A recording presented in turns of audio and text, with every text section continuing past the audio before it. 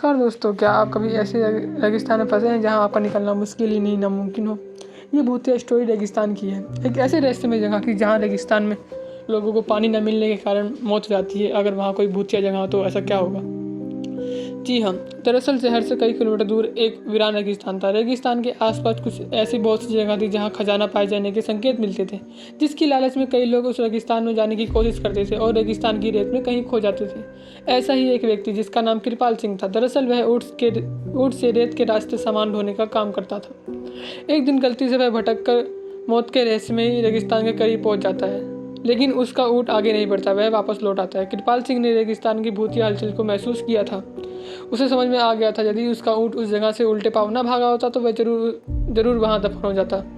रेगिस्तान में एक सोलर प्लांट लगने वाला था, जिसके लिए एक सर्वे टीम रिसर्च करने की पहुंचती है। रिसर्च टीम को पता चलता है कि रेगिस्तान के कई हिस्से में सबसे ज़्यादा तेज सूरज की रोशनी है, क्योंकि उसी की किरणों की मदद से विद्युत का उत्पादन किया जाएगा।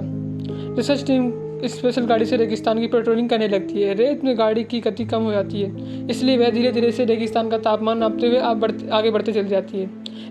लेकिन अचानक वह उसी रहस्यमय जगह के करीब पहुंच जाती है जहां से कोई वापस नहीं आ सकता।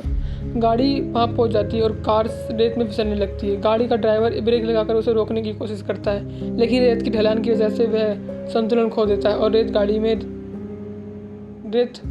और गाड़ी रेत में समा जाती है और हजारों टन रेत गाड़ी के दबा देती है। उसमें 3 लोगों की मौत हो जाती है। कंपनी को सूचना मिलती है कि उनकी गाड़ी का कोई पता नहीं चल रहा। कंपनी के अधिकारी सैटेलाइट पिक्चर मंगवाते हैं ताकि उन्हें ट्रैक किया जा सके, लेकिन ताज्जुब की बात तो यह थी कि एक वक्त के बाद सैटेलाइट पिक्चर उनकी गाड़ी में नजर नहीं आ रही थी। रेगिस्तान का रहस्य खुलने की बजाय उलझता जा रहा था। कंपनी के बहुत से पैसे उस प्रोजेक्ट में लगे थे, इसलिए उन्हें किसी भी हालत में उस सर्वे को पूरा करना था। कंपनी के अधिकारियों को पता चलता है कि कृपाल सिंह नाम का एक व्यक्ति है जो वहाँ से जिंदा वापस आया है। अधिकारी अपनी टीम के साथ कृपाल सिंह के घर पहुँचते हैं। कृपाल सिंह को घर पर खाना बना रहा होता है और उसके अधिकारी दरवाजे पर देखते ही पूछते हैं कि आपको किससे मिलना है।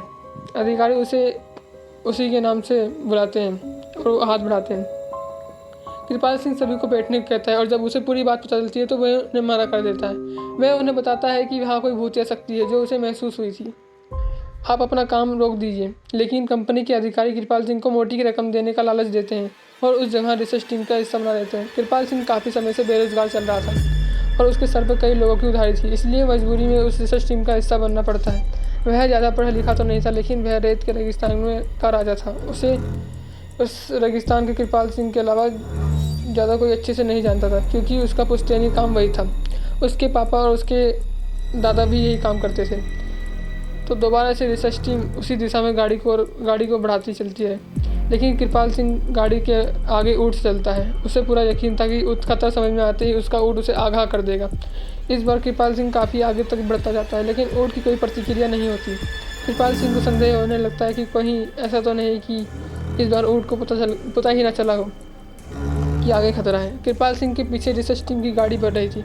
अचानक गाड़ी की गति तेज होने लगती है और वह फिसलते हुए कृपाल सिंह के बगल से आगे निकल जाती है। उन्हें समझ में नहीं आता कि गाड़ी की गति अपने आप तेज कैसे होगी। धीरे धीरे उनकी गाड़ी कुएं के रेत में चली जाती है।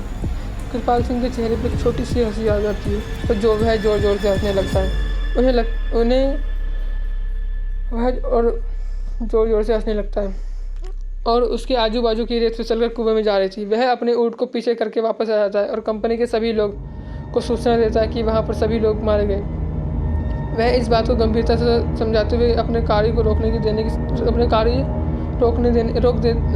की सलाह देता है और कंपनी के लोग उस कार्य को रोक भी देते हैं। सभी उसे डेंजर जोन घोषित करके चले जाते हैं। दरअसल वहाँ कोई रेगिस्तान का रक्षक है जो कृपाल सिंह ही है। वह नहीं चाहता था कि कोई रेगिस्तान में खजाना खोजे और क्या कहते हैं लोगों को बताएं, क्योंकि उसके पापा और उसके दादा भी यही काम करते थे, उस रेगिस्तान के खजाने की रक्षा करते थे। धन्यवाद।